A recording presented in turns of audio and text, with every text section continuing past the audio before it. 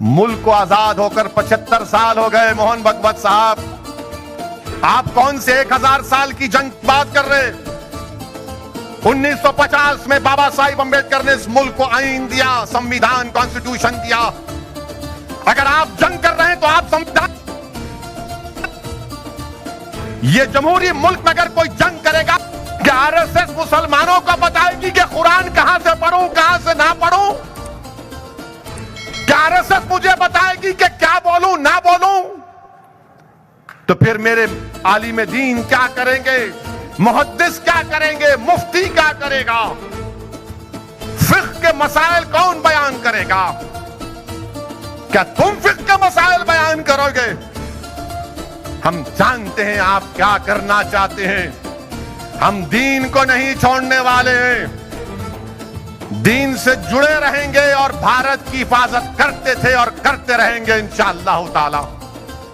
आप इस तरह का बयान देकर आप क्या कह रहे हैं? और मोहन भगवत ने इंटरव्यू में एक और बात कही, मगर कोई टीवी के चैनल के लोग इस बात को नहीं उठाए। क्या उठाए? ओवैसी ने आपत्तिजनक बात कही थी। शायद हिंदी में सही बोला नहीं मालूम, सही बोले, मगर मोहन भगवत बोले, क्या बोले? 1000 साल की जंग हिंदू भाई लड़ रहे हैं। अगर मैं ये कह देता कि हम भी इतने सालों से जंग लड़ रहे, जिहादी है, ये जिहादी है, इस्लामिस्ट है, इन्हें जिहाद कर रहा, इन्हें फुला का हो गया, उन्हें उसका हो गया। जब उन्होंने बोले तो मुंह में लड्डू आ गए। तो जमहूरियत क्या करेगी बताओ फिर? मगर कोई नहीं पूछेगा, क्योंकि मोहन भगवत उनके पप्पा है क्या? 1000 years वॉर का जिक्र मोहन भगवत ने किया। अरे 8 साल से तो मोदी आपके प्रधानमंत्री हैं, देश के तो है, मगर आपके आरएसएस के स्वयंसेवक थे ना वो। फिर आप कौन सी जंग कर रहे हैं? किससे जंग कर रहे हैं आप?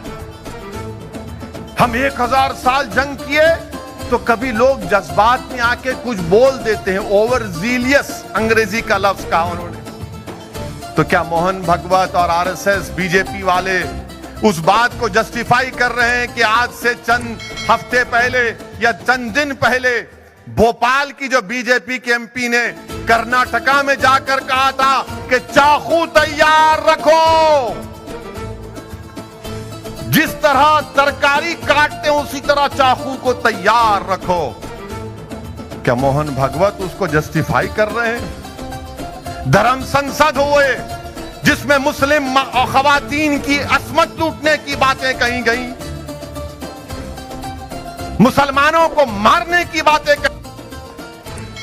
क्या मोहन भगवत बीजेपी के दिल्ली के एमपी के उस बयान को जस्टिफाई कर रहे हैं जिसमें उसने खड़े होकर कहा था कि मुसलमानों का उनसे कोई खरीदो फरोख्त मत करो, उनसे ताल्लुकात खत्म कर दो? क्या मोहन भगवत हमारे घरों को जो तोड़ दिया जा रहा है नफरत की बुनियाद पर, क्या उसको जस्टिफाई कर रहे हैं कि 1000 साल की जंग लड़े? कौन सी जंग लड़े आप बताओ? अरे अंग्रेजों की 200 साल की लड़ाई में तो आप कहीं नजर नहीं आए। तुर्रेबाज खान नजर आया हैदराबाद में, मौलवी इस्माइल नजर आए, आरएसएस तो नजर नहीं आई थी ना। मगर आप कौन सी जंग लड़ रहे बताओ हमको? क्या कोई टीवी वालों को पूछना नहीं चाहिए आरएसएस वालों को बिठाकर, अरे बताओ ये कौन सी 1000 साल की जंग है? मगर इसका जिक्र नहीं करेंगे। मेरे अजीज दोस्तों और बुजुर्गों, और मैं आपको आरएसएस की तारीख बताऊंगा।